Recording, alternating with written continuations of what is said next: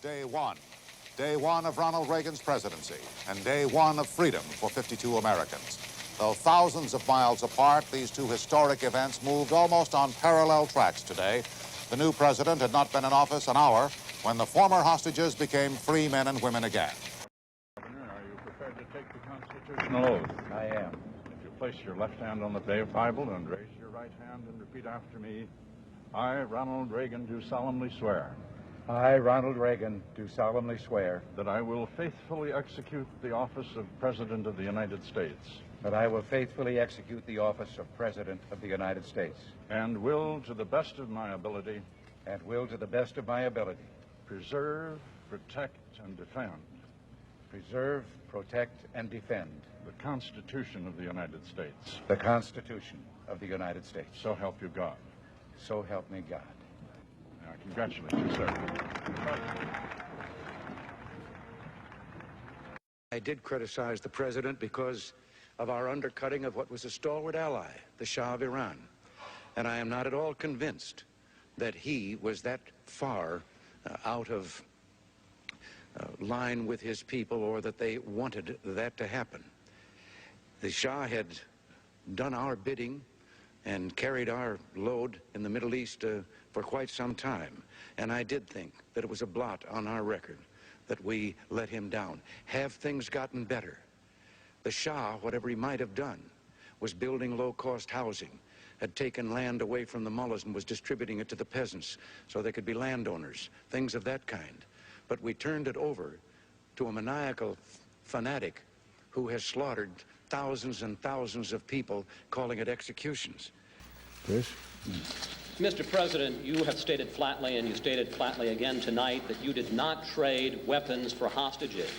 And yet, the record shows that every time an American hostage was released, last September, this July, and again just this very month, there had been a major shipment of arms just before that. Are we all to believe that was just a coincidence? Chris, the only thing I know about major shipments of arms, as I've said, everything that we sold them could be put in one cargo plane and there would be plenty of room left over. Now, if there were major shipments, and we know this has been going on, there have been other countries that have been dealing in arms with Iran. There have been also private merchants of such things that have been doing the same thing. Now, I've seen the stories about a Danish tramp steamer and Danish Sailors Union officials talking about their ships taking various supplies to Iran. I didn't know anything about that till I saw the press on it, because we certainly never had any contact with anything of the kind. And so there's, it's just that we did something for a particular mission. There was a risk entailed, and Iran held no hostages. Iran did not kidnap anyone, to our knowledge. And the fact that part of the operation was that we knew, however, that the kidnappers of our hostages did have some kind of relationship in which Iran could at times influence them. Not always, but could influence them. And so 3 of our hostages came home.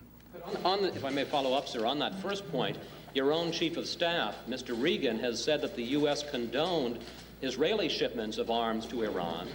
And aren't you, in effect, sending the very message you always said you didn't want to send? Aren't you saying to terrorists, either you or your state sponsor, which in this case was Iran, can gain from the holding of hostages? No, because I don't see where the kidnappers or the hostage holders gained anything. They didn't get anything. They let the hostages go. Now, whatever is the pressure that brought that about, I'm just grateful to it for the fact that we got them. As a matter of fact, if there had not been so much publicity, we would have had 2 more that we were expecting. Sam? Mr. President, when you had the arms embargo on, you were asking other nations, our allies particularly, to observe it publicly.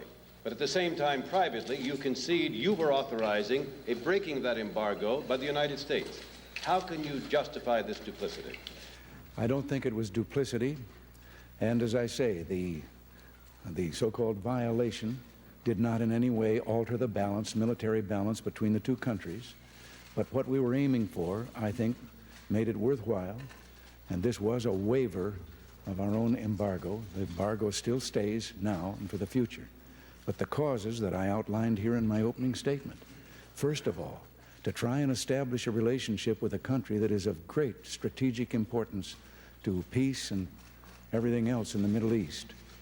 At the same time also to strike a blow against terrorism and to get our hostages back, as we did, and to this particular thing was, we felt, necessary in order to make the contacts that we made and that could lead to better relations with us. And there was a fourth item also, as I pointed out. Sir, if I may, the polls show that a lot of American people just simply don't believe you.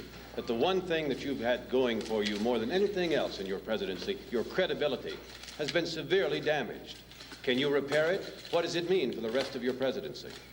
Well, I imagine I'm the only one around who wants to repair it, and I didn't have anything to do with damaging it.